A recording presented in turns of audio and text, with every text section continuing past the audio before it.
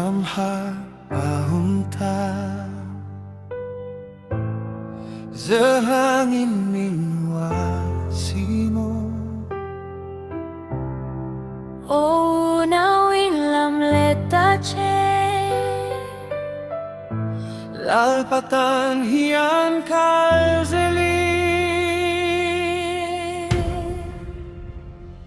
Ramnuk tiam lampan selin Tiam alefinay Kan sofate kan tanhar Ahunta Samrualini harambu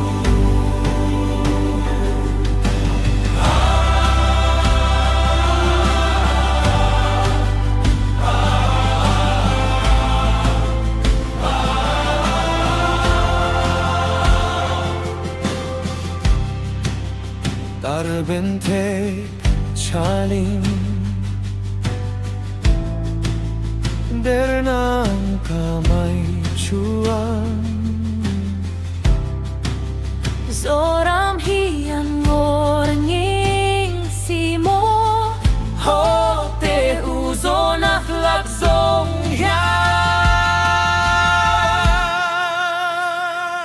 Ramnuk tiam lampan selin Tiam alefinay Kan sofaten kan utanhan Ahunta Changrualini harangu